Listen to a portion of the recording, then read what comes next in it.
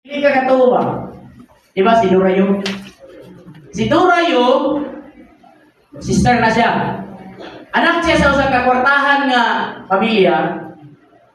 Ipa-eskwela siya doktor, medicine sa England. Kalimot ko sa country, basta kay along the way, isend siya kay pa-eskwela sa ginikanan sa college. Pero sa iyang sulod, naging siya conversion, nga ipa-mission gid siya sa Ginoo, ipasangyaw gid siya.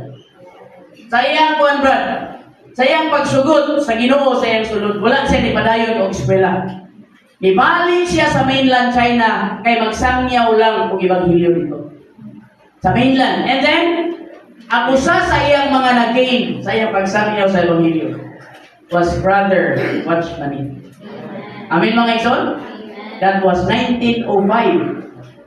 1905. So mga igsoon, imagine, ang usara ka way pinagain sa Ginoo through Brother Watchman. Karon mga igsoon, ang mahuli sa Ginoo after pila ka years? 120 years na, no? Pagsugod na to, almost 120 years na. Karon mga igsoon, ingani na kalapad ang buhat sa Ginoo sa tibok ng suyo. Praise the Lord for the young people. Amen. So, na word ani mga igsoon, na dili ko kalimot, if you will gain a single young people, kung makagain daw ka brad, kita, kung makabaton daw ta, makagain ang Ginoo, o kusalan ka young people, you will gain his or her family. You know na? Kung mag-gain mo sa kabatanon sa campus, nag-eskwela siya, dili lang siya mag-gain, apil ang iyang tibuok pamilya. Why? Saan na sa Ginoo?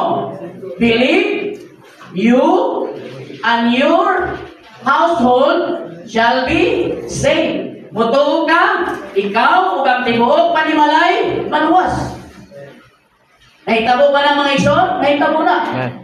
Tinuod na sa akong kasinatian, sa ako mismo.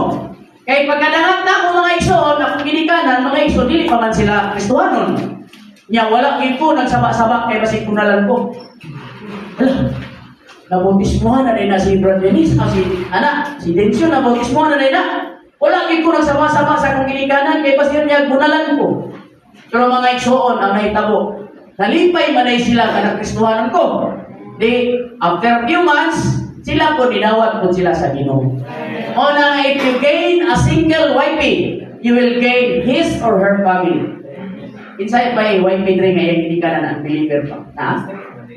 Believer na tanan? Ay, no? Kami, wala yun, no? Nagsugod yung bisal dayon, if you gain a single wifey, you will gain not only her family, but you will also gain her or his locality. Sa mga dapit nga wala pa iglesia lokal nga ni Barong. Kung magagain ka o wifey nga nagtagadiha ka lugar, mabaptize siya brad, magain yung whole family. Di makasugod na dahil mo establish o locality at lugar. Mao na nahitabo sa daghang mga dapit.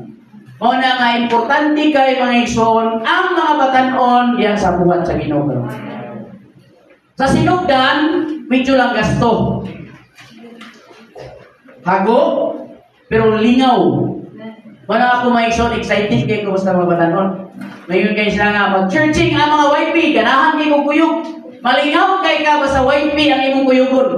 Sa sakinan palandaan, di po na kayo, dalo ni mong liguanan, mga ligo yun. Pero katong last brad, nagdala may mga older ones na, mga ansyano, among dalang churching, sa isinta kapin ka po. Pagdalong liguanan, mga haplas rak. Sus, Ginoong Jesus. Ang mga igsoon nga mga kamunit, mangita ni Guapong Reserve para magkaligo ni nag-churching. Ang ipagdala ng mga kay mga tiguang naman. Pag abot dito, magsige na lang panghamplas. Magsige jakit-jakit. Sus, Ginoo. Pero mga wifey, dalang churching, pagkito ni mo nagtubig, bisan pag mura nagtunaan diya, ilingaw yun ang mga batanon. Kanya mga tiguang imong kuyugan, ang mga churchingan, brad, antan yung litson, lalihan pagkaon. Sus, ang mga tiguang, anaan lang Spanish.